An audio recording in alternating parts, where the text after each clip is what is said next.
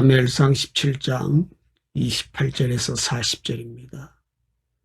큰형 엘리압이 다윗이 사람들에게 하는 말을 들은지라 그가 다윗에게 도를 바라며 이르되 내가 어찌하여 이리로 내려왔느냐 들에 있는 양들을 누구에게 맡겼느냐 나는 내 교만과 내 마음의 완악함을 아노니 내가 전쟁을 구경하러 왔도다. 다윗이 이르되 내가 무엇을 하였나이까 어찌 이유가 없으리까 하고 돌아서서 다른 사람을 향하여 전과 같이 말하매 백성이 전과 같이 대답하니라. 어떤 사람이 다윗이 한 말을 듣고 그것을 사울에게 전하였으므로 사울이 다윗을 부른지라. 다윗이 사울에게 말하되 그로 말미암아 사람이 낙담하지 말 것이라. 주의 종이 가서 저 블레셋 사람과 싸우리이다 하니 사울이 다윗에게 이르되 내가 가서 저 블레셋 사람과 싸울 수 없으리니 너는 소년이요 그는 어려서부터 용사임이니라. 다윗이 사울에게 말하되 주의 종이 아버지의 양을 지킬 때에 사자나 곰이 와서 양떼에서 새끼를 물어가면 내가 따라가서 그것을 치고 그 입에서 새끼를 건져내었고 그것이 일어나 나를 해하고자 하면 내가 그 수염을 잡고 그것을 쳐 주겠나이다. 주의 종이 사자와 곰도 쳤은즉 살아계시는 하나님의 군대를 모욕한 이 할례받지 않는 블레셋 사람이리까 그가 그 짐승의 하나와 같이 되리이다. 또 다윗이 이르되 여호와께서 나를 사자의 발톱과 곰의 발톱에서 건져내셨은즉 나를 이 블레셋 사람의 손에서도 건져내시리이다. 사울이 다윗에게 이르되 가라 여호와께서 너와 함께 계시기를 원하노라.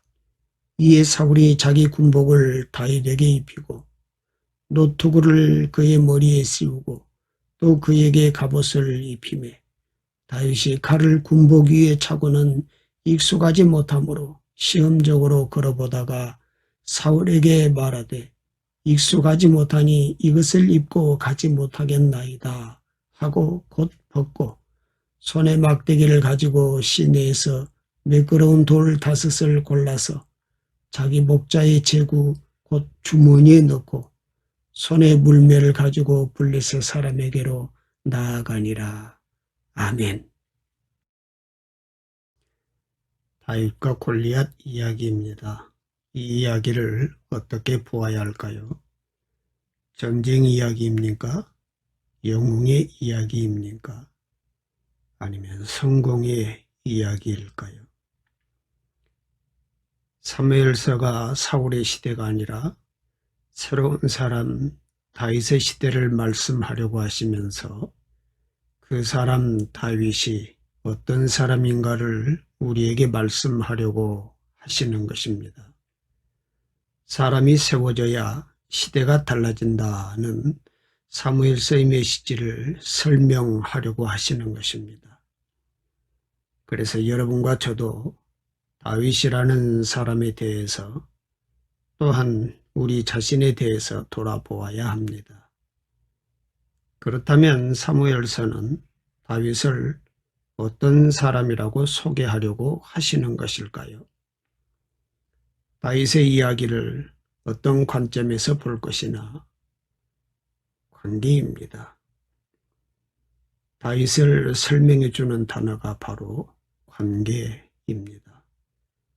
다윗은 관계의 사람이기 때문입니다. 다윗이 보여주는 관계는 어떤 것인지를 살펴보면서 우리들의 관계에 대해 물으시는 하나님의 음성을 들으실 수 있기를 바랍니다. 첫 번째입니다. 다윗, 그는 관계의 사람입니다. 사무엘서는 우리에게 골리앗의 모습과 다윗의 모습을 비교해서 보여주고 있습니다. 먼저 사무엘서가 설명하는 골리앗의 모습을 보십시오. 사무엘서는 골리앗을 싸움을 도두는 자라고 부르고 있습니다. 블레셋의 가장 강한 용사라는 골리앗은 키가 2m 70에 노투구를 쓰고 비닐 갑옷을 입고 놋 각반을 차고 놋 탄창을 가지고 있다라고 설명을 하고 있습니다. 대단한 전쟁 영웅의 모습이 아닙니까? 이런 장수 하나만 있으면 전쟁에서 이기는 것은 그리 어렵지 않은 일이 아니겠습니까? 세상 사람들이 꿈꾸고 되고 싶어하는 인물의 모습이 아닐까요? 콤플렉스라고는 없을 것 같은 사람, 위너의 모습이 아닐까요? 반대로 골리앗과 비교해서 다윗은 어떻습니까? 일단 다윗은 소년입니다. 아직 다 성장하지 않은 어린아이입니다. 완전하지 않다는 뜻입니다. 더군다나 자신을 지켜줄 무장이 없습니다. 적을 죽일 수 있는 무기도 없습니다. 겨우 막대기 하나를 들고서 물맷돌에 돌 5개를 들고 있다고 설명하고 있습니다. 갑옷은 입어본 적도 없고 칼도 없습니다. 전쟁 경험도 없습니다. 무엇 하나 완벽하지 않는 모습입니다. 그것이 다윗입니다. 아마 누구도 이런 다윗의 모습을 닮고 싶지는 않을 것입니다. 두 사람의 모습이 너무나도 비교가 됩니다. 도저히 싸울 상대일 수가 없는 모습이지요. 그런데도 사무엘서는 골리앗 앞에 다윗을 등장시킵니다. 무엇을 말하려고 하시는 것일까요? 다윗의 특별한 모습 때문입니다. 다윗이 이스라엘 진영에 있을 때에 골리앗이 나와서 이스라엘 군인들을 모욕하면서 소리를 지르는 것을 보았습니다. 사람들이 다 두려워하여 도망했다고 합니다. 골리앗의 기세에 눌린 것입니다. 자신들이 보는 대단한 군인의 모습에 두려움을 느꼈던 것이겠지요. 그러나 다윗은 그렇지 않았습니다. 26절 말씀을 보시면 이 할례 받지 않는 블레셋 사람이 누구이기에 살아계시는 하나님의 군대를 모욕하겠느냐. 이 한 절 말씀이 다윗이 어떤 사람인지를 우리에게 보여주고 있지요. 다윗은 골리앗을 할례 받지 않는 블레셋 사람이라고 부릅니다. 골리앗의 크기나 무장을 보는 것이 아닙니다. 할례 받지 않은 사람이라는 것입니다. 즉 골리앗은 하나님과 관계가 없는 사람이라는 것이지요. 그것이 다윗이 사람을 보는 기준입니다. 그렇기에 이스라엘 군인들이 골리앗을 두려워하는 것과 반대로 다윗은 그 사람을 두려워하지 않았습니다. 다윗은 이스라엘 군대를 살아계시는 하나님의 군대라고 부르고 있습니다. 이스라엘 군대의 정체성을 하나님과의 관계 속에서 정의하고 있지요. 무장이나 경험 혹은 숫자로 파악하지 않았습니다. 우리는 어떻습니까? 다윗처럼 관계의 사람이십니까? 아니면 이스라엘 군인들처럼 신앙이 있지만 하나님과의 관계 속에는 있지 않는 사람이십니까? 진짜 신앙생활이라는 것은 하나님과의 관계 속에서 살아가는 것을 말합니다. 그래서 말과 행동이 달라지는 것입니다. 다윗이 어떻게 골리앗과 싸우기를 결정할 수 있었을까요? 다윗이 물맷돌을 던지는 숙련된 기술 때문이었을까요? 짐승도 때려잡았으니 골리앗도 때려잡을 것이라고 믿었을까요? 아니지요. 하나님과의 관계가 다윗을 골리앗 앞에 설 수 있도록 해주는 것입니다. 여러분과 저도 하나님 안에서 있을 때에만 세상 앞에 사람 앞에 온전히 설 수 있는 것을 믿으셔야 합니다. 그것이 진짜 신앙입니다. 32절에 다윗이 사울에게 말하되 그로 말미암아 사람이 낙담하지 말 것이라. 주의 종이 가서 저 블레셋 사람과 싸우리이다. 사울에게만 하는 말이 아니라 모든 인생, 모든 사람, 모든 시대에게 하는 말입니다. 낙담하지 말 것이라는 이 말씀이 가슴에 깊이 다가옵니다. 이스라엘 군인들의 낙담처럼, 우리들의 낙담처럼 정말로 우리를 낙담하게 하는 것이 무엇이었을까요? 정말로 우리가 낙담해야 할 것은 하나님을 떠나는 것이 아니겠습니까? 하나님의 말씀에서 멀어지는 것이 아니겠습니까? 그런데 그런 것에 낙담하는 것이 아니라 세상 권세에 낙담한다면 우리는 과연 누구이겠습니까? 두 번째, 다윗이 들은 세 가지 소리가 있습니다. 첫째는 사울의 목소리입니다. 골리앗과 싸우겠다고 나타난 다윗을 보고서 사울이 말합니다. 33절입니다. 내가 가서 저 블레셋 사람과 싸울 수 없으리니 너는 소년이요 그는 어려서부터 용사임이니라. 사울이 보는 것이 무엇입니까? 소년의 모습입니다. 그래서 상대가 안 된다는 것입니다. 할 수 없다는 것입니다. 다윗을 부른 사울은 골리앗과 싸우겠다는 그를 소년 취급하면서 블레셋 장수와 싸울 수 없다라고 말을 하고 있지요. 싸우는 대상인 골리앗을 보는 시각이 달랐고요. 그 싸움을 바라보는 시각도 차이가 났습니다. 다윗은 골리앗을 할례받지 못한 자로 보았지만 사울은 어려서부터 용사인 자로 보았고, 다윗은 자신과 골리앗의 싸움을 하나님의 종과 할례받지 못한 자의 싸움으로 보았으나 사울은 소년과 용사의 싸움으로 보았습니다.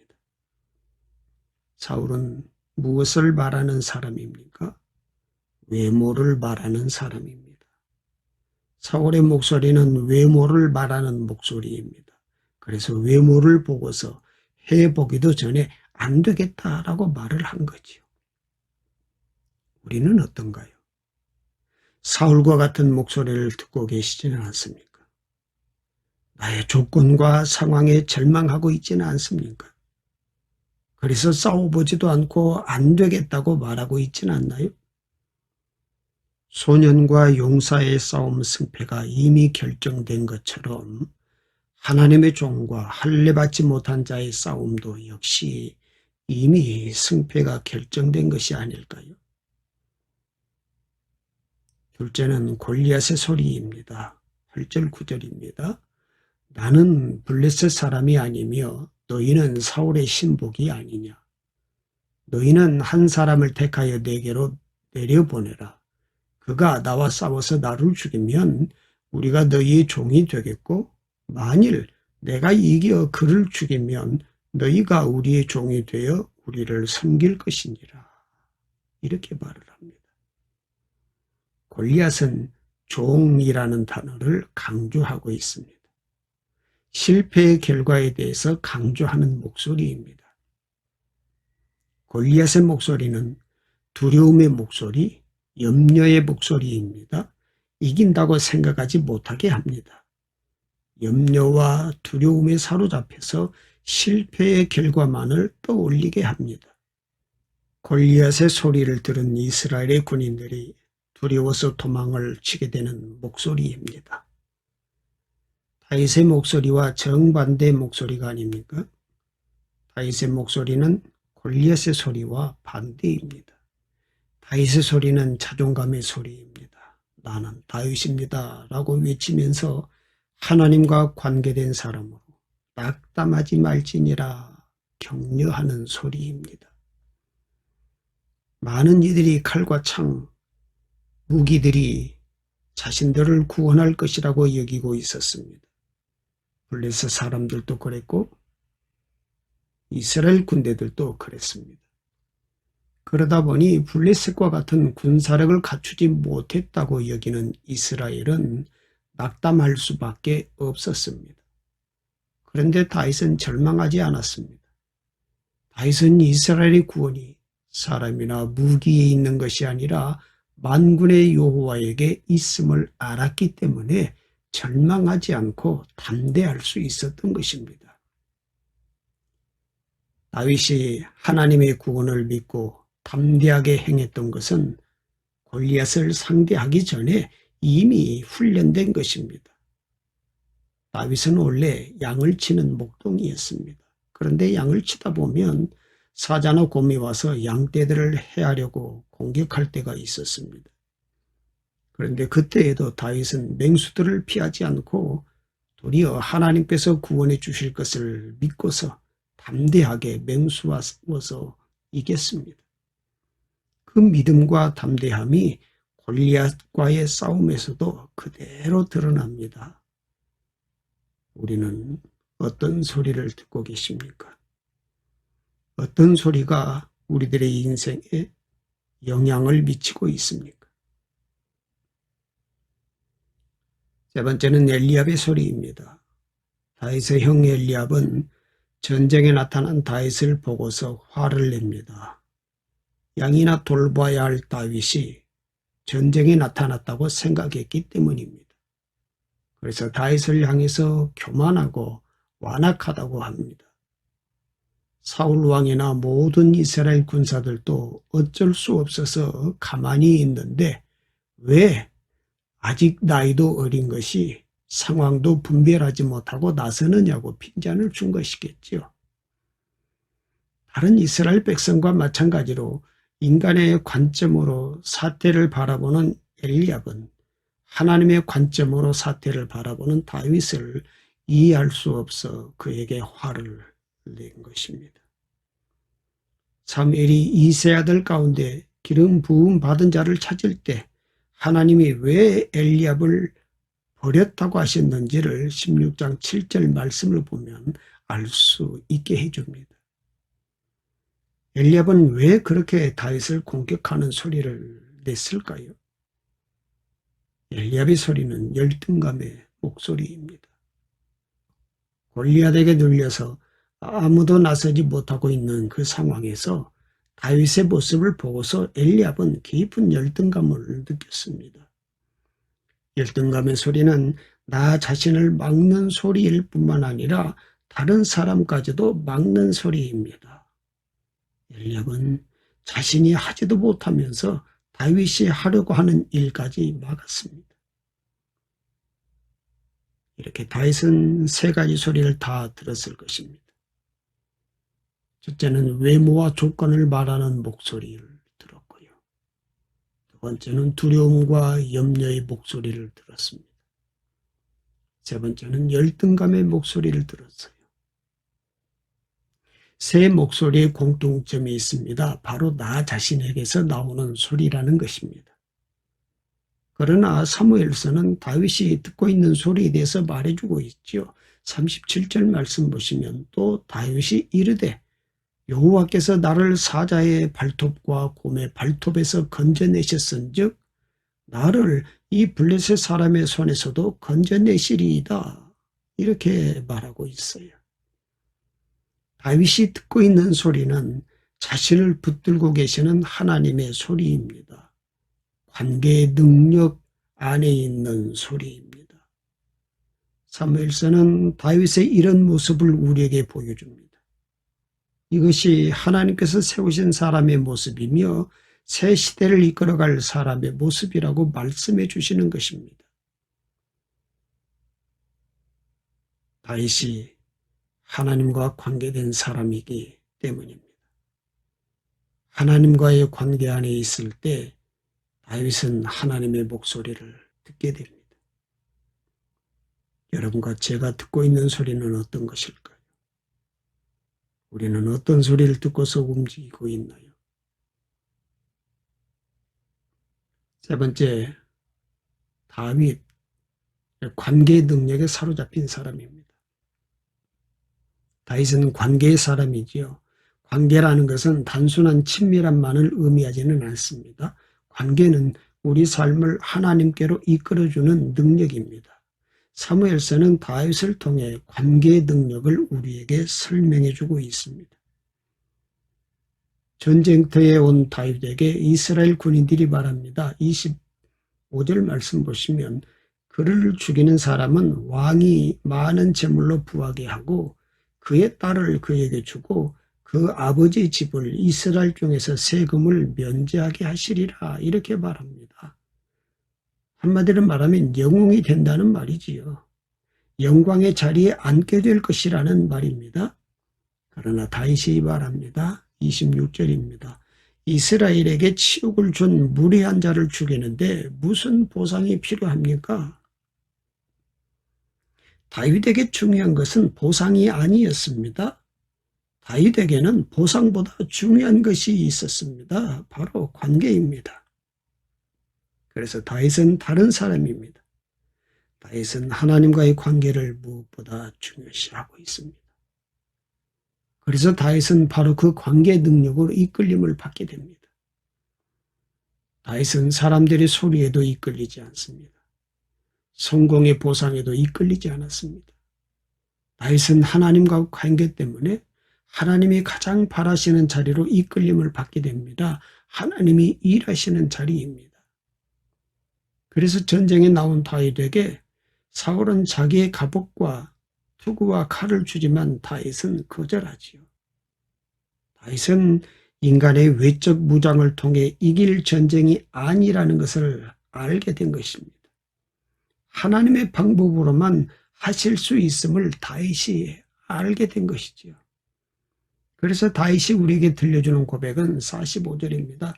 너는 칼과 창과 단창으로 내게 나아오거니와 나는 만군의 여호와 이름으로 내게 나아가노라 이렇게 외치지요. 만군의 여호와의 이름이 무엇입니까? 바로 믿는 자들을 위해서 싸우시는 하나님의 이름이지요.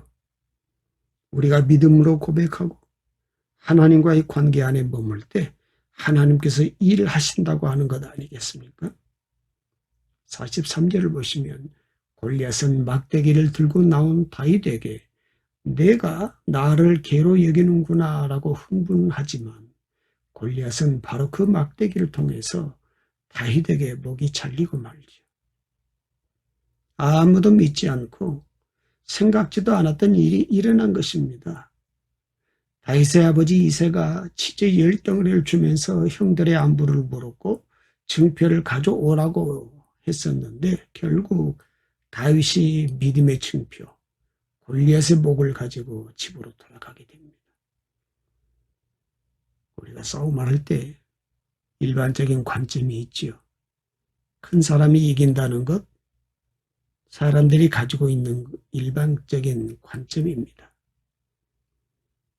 복싱 경기를 보면 체급의 차이가 있다는 것을 알 수 있잖아요. 라이트급과 헤비급이 싸우면 안 됩니다. 라이트급 선수들은 몸매가 작고 날쌔지요. 그런데 헤비급의 주먹에 한 방 맞으면 죽습니다. 상대가 되지 않습니다. 그래서 체급이 같은 사람끼리 경기를 하는 것이죠. 본문을 보면 골리앗은 거인이고 다윗은 소년입니다. 체구가 다릅니다. 무기도 차이도 있습니다. 골리앗은 갑옷을 입었고 그가 들고 있는 무기들은 무지막지하게 큰 것이었습니다. 그러나 다윗의 손에 있는 것은 물맷돌 뿐이었습니다. 전력의 차이가 매우 크잖아요. 싸우나 마나입니다. 자이언트 골리앗과 다윗은 키, 체구, 몸무게, 팔 길이, 다리 길이 모든 곳에서 차이가 났습니다. 무기의 차이, 전력의 차이도 있습니다. 이런 때에 사람들은 안 된다고 결론을 내리지요. 만약 골리앗도 칼을 들고 싸우고 다윗도 칼을 들고 싸웠다면 다윗은 절대적으로 불리합니다. 그러나 사용하는 무기가 다르면 상황은 바뀔 수 있습니다. 다윗은 물맷돌을 가지고 있습니다. 골리앗의 칼을 휘두르는 사정꾼 안에 들어갈 이유가 전혀 없지요. 골리앗의 칼이 아무리 길어도 칼을 휘두르는 사정꾼 안에 들어가지 않으면 됩니다. 물맷돌은 거리가 적당히 떨어져 있어야 합니다. 그러니까 골리앗이 명검을 가지고 있고 자이언트라 할지라도 다윗과 골리앗은 무기의 종류가 다릅니다. 우리는 세상을 흉내낼 필요가 없습니다. 내가 아무리 작아도 가진 것 없어도 연줄이 없어도 실력이 없어도 하나님께서 함께 하시면 됩니다. 그러므로 수의 싸움이 아닙니다. 외적 조건의 싸움도 아닙니다. 상황의 싸움도 아닙니다. 하나님께서는 하나님의 마스터 플랜 안에 다윗이라는 한 인물을 부르시고 하나님의 이야기 안에 다윗을 불러들이셨습니다. 우리의 삶은 하나님의 손에 달려 있습니다. 우리의 모든 것은 하나님의 손에 달려 있습니다. 우리가 우리 이야기를 써가는 것이 아니지요. 하나님께서 써내려가고 계십니다. 우리를 위해 아들을 십자가에 죽게 하신 하나님께서는 우리의 인생을 세상 가운데 내버려 두지 않으십니다. 하나님의 영광을 위해서 이기게 하십니다. 사랑하는 여러분 어떤 신앙생활을 하고 계십니까? 신앙을 갖는다는 것이 무엇입니까? 첫째는 관계 안으로 들어가는 것입니다. 두 번째는 관계의 소리를 듣는 것입니다. 세 번째는 관계의 능력을 경험하는 것입니다. 여러분이 그런 신앙의 주인공들이 다 되시기를 축복합니다. 우리가 주님의 보혈로 구원받았으니 모든 삶을 사는 동안 소홀함 없이 하나님께 예배하게 하시고 믿음의 정도를 걷게 하여 주시옵소서. 주님, 기도에도 우리의 뜻과 반대로 펼쳐지는 어려운 상황 속에서 많이 낙담이 되기도 합니다. 그러나 주님, 내가 주인이 아니고 양은 목자가 지키심을 기억하게 하옵소서. 매 순간 주님과 동행하기를 원한다고 하면서도 어느덧 주님의 자리에 내가 앉아 있는 것을 회개합니다. 모두가 같은 인생일 수는 없지만 모두가 같은 하나님의 사랑과 계획을 담고 있는 보배로운 질그릇임을 믿습니다. 남의 인생을 흘끗 보며 시간을 낭비하지 않고 하나님을 주목하는 저희 되게 하여 주시옵소서. 어느 자리에 세우든지 때를 따라 돕는 주의 은혜로 만족하며 감사하게 하옵소서. 예수님의 이름으로 기도드립니다. 아멘.